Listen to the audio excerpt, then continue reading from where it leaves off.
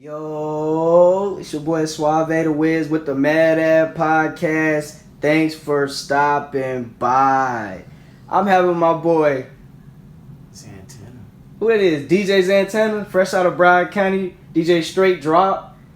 One and only. This is what we doing, man. What's going on with you, DJ Xantana? What's up? I'm good. You know, just here. Ready to do an interview with my boy Suave. You know what time it is, man. So I'm saying, hey, since it's our first interview, introduce yourself a little bit more. You know what I'm saying? Like, you a DJ. You've been around a lot of names. Like, tell me something about yourself. Something nominal. Well, for the people who don't know, my name is DJ Xantana. Everybody call me Xanders, and you know, I've been DJing for well over 10 years now. I worked with a lot of rappers and through a lot of events throughout my career. I also dropped some pretty fire mixes on SoundCloud. This is true. Over time, which collectively, overall, established the whole new age, I want to say, underground scene, which set the aesthetic of what's currently taking place. When you say that, what exactly do you mean? Like, what type of music was coming out around that time? Well, just pretty much SoundCloud rap. Which, you know, when people say SoundCloud rap, they think about, you know, just like the way I viewed it, opposed to how it's like viewed, you know, through the eyes of everyone else. When everything was coming together, we wasn't calling each other SoundCloud rappers, or this is how SoundCloud rap is supposed to be. This was just rap. This was just music that we felt like was an alternative style derived from hip-hop and derived from what was going on in mainstream media, which I felt like was more relatable to like the future generations and my generation onward. Because coming up, the way dudes rapped, you know, it was real like Kind of drab after a while. Lyrical. You know, you wanted to change it in the was like game. either really lyrical or it was like, okay, super auto-tune. It wasn't like, okay, we're gonna come out with a style and talk about these things, but do it in a way where it's beyond the norm, you know? Makes sense. And out of this came a lot of big artists, you know. It made and broke a lot of people's careers at the same time. And me not being a rapper, but just always being around, I always got to see the inner workings of things from early on. I really got started doing the underground scene with Raider Clan. Yeah. That was some of my first like breakthrough things. That whole era of Tumblr and, you know, everybody wearing all black, the bandanas, everything. Jerking. This was after jerking. This is after jerking. Okay. This was like on the verge of like me breaking into like an artistic realm, you know.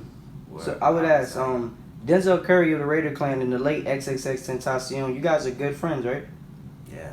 I mean, like, how did that happen for you? Well, I met Denzel through my ex-girlfriend while I was living in Miami and Carroll City. He used to just be walking down the street, rapping to himself, literally, after school with these big-ass headphones on. And I remember me and him was friends on Facebook through the whole Tumblr scene and everything. So when I was like, oh shit, this dude lives right up the street from me. You know, and I know him, like, wow. Yeah, we just like established like a friendship through there. Like my girlfriend hit him up, told him to come to my party one day. And You were then, DJing? Yeah, I was DJing. I was throwing parties, and well, I invited him to come. Yeah. Unfortunately, he didn't make it then, but we eventually started linking up more and more as time progressed and different events and parties Happened, took you know, place. different people, stuff like that. We always had mutual friends, and I remember he invited me to one of his video shoots for his first big song, Threats. I'm actually featuring Rob Banks. featuring Rob Banks. You know Rob Banks too. You guys cool. Yeah, me and Rob are cool. Wow. But yeah, this is like when I'm like 16. He's like 16. So early on, you know, we just knew like I saw like okay, if you do music and you tap in with the right frequency, it could really work for you. Definitely. And I knew personally, like, okay, I always felt like I didn't have the voice for rapping, so I was like, I want to be a part of the scene, but I want to be able to do it in a way where I can express and show influence off the culture also. my best talent. Oh, like artists, people that you actually mess with, people that you genuinely like. So that's pretty much like the backstory to how I met Curry, Puya, and Nell, Rel, and over time I built relationships with some of these people, you know, Yeah. and expanded beyond just, you know, just seeing each other out in public to damn near at one point I was almost living with them at one of Curry's old places. It was me, him, 12 and Ronnie J. Wow, X. Ronnie J made a big wave with his songs. He really did. And Forbes, you know, I used to just be around these people every day. I would come over and just, you know, I was around for them when they recorded some really Monumental songs. And we were going through things and just being hot-headed and just living in a moment, but also like enjoying the time and the creative process and just thinking endeavor space that I was around. Yeah. Helped me in a way because I created mixes to go along as like, you know, a mix is like the background music for the whole aesthetic of what was taking place. Makes a lot of sense. In this game, what I do notice is, you know, hip hop is at a decline when it comes to having DJs, you know, DJs in the game. Do you feel like the game has changed for the better, or has it gotten worse when it comes to pursuing a career as a DJ? That's actually a good question. As a DJ, it's not harder.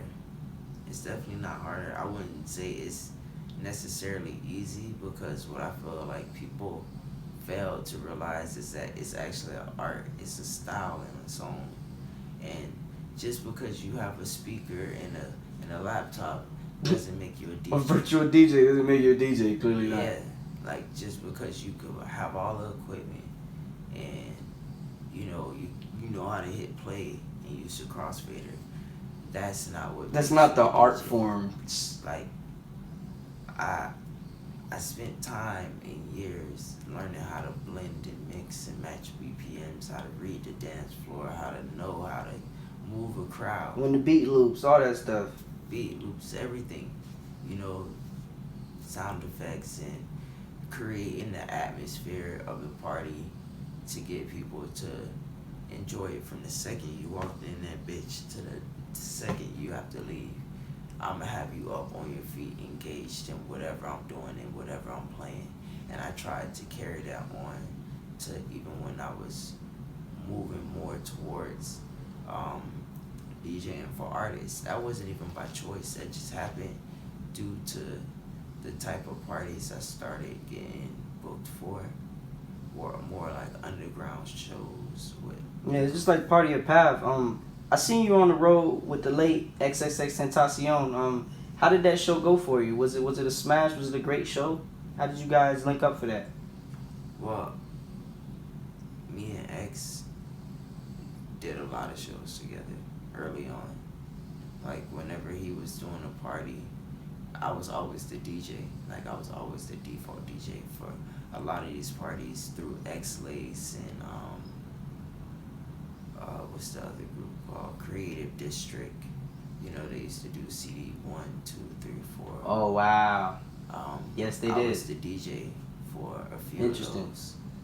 And whatever little other parties they had in between, they would hire me. And he would always come through and perform. And we really clicked when he saw that I actually knew what the fuck I was doing. You guys had great chemistry.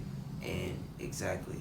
But it was like that with a lot of people. But really, I gravitated towards members only because not only that, but, you know, I went to school with some of them. You know, we just had a deeper connection to music. Me and Bass worked at a job together. We both worked at Teleperformance. Wow. This might be like early 2015. Me and him are working at. This is way before you knew any of this would be going on. Long before. This is before the big smash. You know, you guys took off. Members Only really took off. Yeah, this is like real early. But you guys were Members Only was making waves. You know what I'm saying? But it kind of took some time. But of course, it was breaking thresholds for sure. Definitely. And definitely like bringing notoriety and attention. And with X, he just had a way of like tapping in and really capitalizing on everything that was transpiring around us and fueling it into his own career in a way. And we just were like the stepping stones around him, helping push him up, because we knew if at least one of us make it to the top, somebody else is gonna make it. That's the best way. Pack mentality. That's how you gotta look at it. Like, who are some of your inspirations in music, if any at all? What led you to DJing? What led me to DJing is, I honestly didn't ever really watch like famous DJs or anything. So I'd say, did you study any old hip hop? You know, because earlier on. Yeah, of course. Okay, cool. Since your journey began, did you ever feel like there was a point in your career that you just wanted to stop? Of course. Of course. I don't know. I wouldn't say I just stopped, but it's a lot of points where I had to take breaks, or you feel me, like I went to jail a few times since all of this. This is why like I'm not as known as like, you know, your DJ Schemes and other people who were literally doing the same thing as me, but they got put into better positions.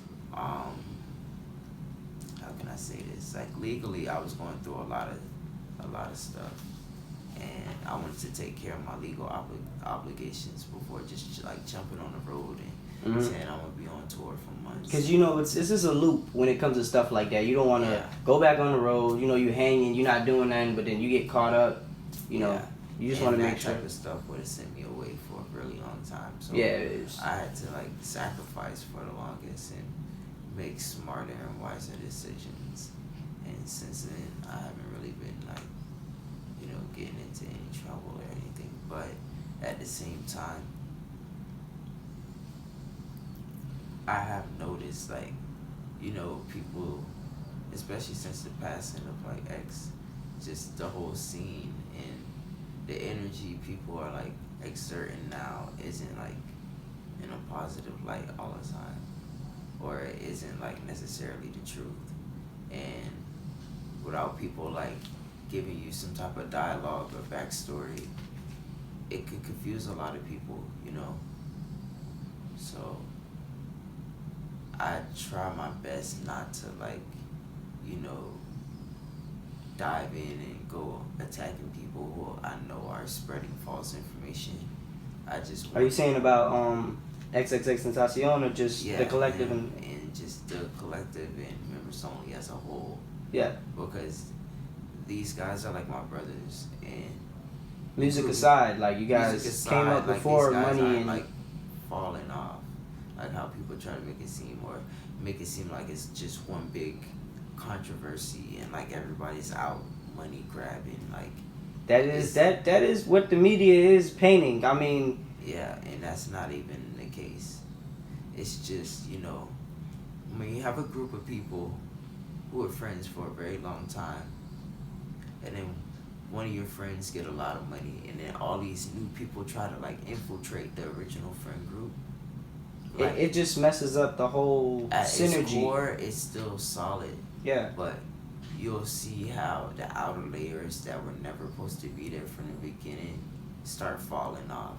And if you don't understand what really took place, you wouldn't understand that those outer layers weren't supposed to be there. You gotta know your history, let alone just stick to who you know. Stick with your crowd. You don't wanna. Yeah, like everybody's trying to force themselves into this position. Like, oh, you need me around because I'm gonna be there to, you feel me? Like, all that fakeness, bro, it wasn't getting nobody nowhere. And once they realized that, then they tried their best to like sabotage the whole network. And we're not standing for it. When you say sabotage, what exactly, like, are people just trying to destroy you guys' foundation that you guys built? Destroy your credibility and try to make it look like, oh, niggas only is around for money and niggas only want to do this because it got this behind it or it's for the cloud. When, bro, we've been doing this for years without no recognition. Years. Doing it out of love, you know what I'm saying? For the crowd. For the culture. You can't just see some popping shit and then the next day be like, oh, I want to be a rapper, and then act like you struggle with niggas when, you feel me, niggas was doing it when it wasn't cool. Makes sense though. There's a lot of people trying to grab opportunities that are just not necessarily there. And then, they'll jump on major platforms and paint this image to people and really have like fans confused and thinking like, oh yeah, this was a genuine person, when that was never the case. As a DJ, things are based a lot around artists. I mean, clearly you know that. Who do you feel is your favorite musician in the game right now? I mean, I like the way, the momentum, my friend Bass. Xantana? Members only? Yeah. I gotta go home team. That's like my brother.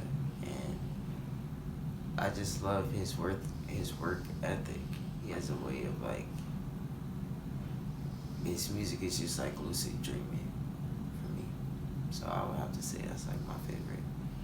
Like coming off independently, like, but still a part of a collective, So I mean, like, were you there when, like, some of those songs were getting recorded for the Members Only Volume 4 or Volume 3, if I'm not mistaken? Alright.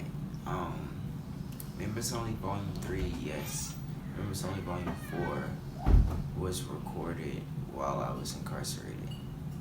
So I didn't, like, I heard about when it came out and everything, but I was actually in jail, so I wasn't really around the creative process.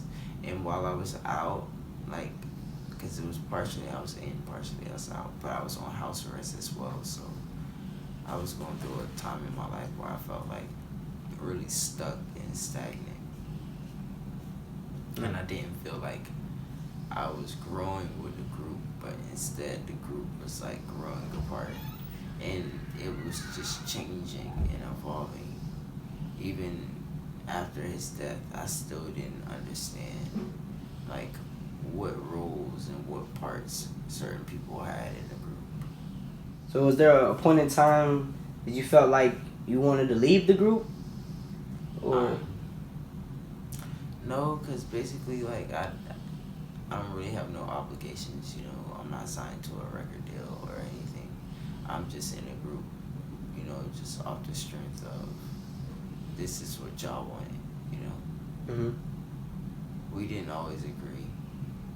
I wasn't a yes man, If I see my friend making bad decisions, I'm going to speak up and, show you the right way to do it, because at the end of the day, I care for your well-being, regardless of who you are, what you have. Or what you've achieved, what accolades you reached, you know what I'm saying? Doesn't matter. Yeah. So, genuity in this game is often taken for weakness. Do you feel like it's one of your biggest strengths, or, it's something that you kind of got to shed, or, be a chameleon when it comes to stuff like that? Do you mean like gratuity, like gratitude? Yeah, gratuity. Having gratuity. Just having integrity, too. You know what I mean? Being genuine. It's not a weakness. It's never been a weakness. It's, are you going to really, like, because I feel like this world is set based on our laws of karma and our laws of attraction. So if you want to sit down and, like, take credit for stuff that I did, or, stuff that was a collective Effort, and sit down and call it yours and say you discovered this and you was the reason for that, then deep down inside you ain't 1K, you feel me? Yes. And what is real will always prosper. That is so true. Because definitely what I come to realize when it comes to music, just the industry in general, you know, people get famous and they forget about their friends, forget about their hometown. Do you feel like, you know, amidst your friends or whomever, you know, your group blowing up respectively, did they ever turn the other cheek and turn away from you, or have they always stayed true to you?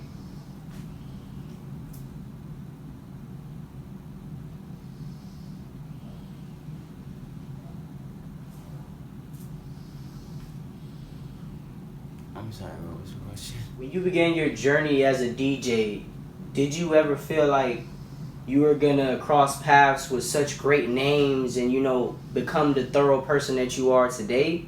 Or was it just, you know, you feel like it was just chance? I always knew niggas, so like I never really like looked at it as like, you know, I'm aspiring to like catch up with people, because the way this world works is so crazy, bro. It's like I manifest people into my life in the weirdest ways, you feel me? Like, even if I don't know you, like, we're connected in a way. And I feel like that's what music does. It connects everyone here on earth all together. And it really, like, can bring the best out of people. Or the worst. Or the worst. But collectively, it's a part of us. It's a part of our DNA. It's our structure. It's our culture. Exactly. And I feel like it's really breaking down walls of every type of injustice and situation that we face today. Our music is what's keeping us together. It's like the glue, the bond. And I feel like it will forever be important. Hey, thanks for stopping by, man. It's been DJ Xantana on the Mad Ab Podcast.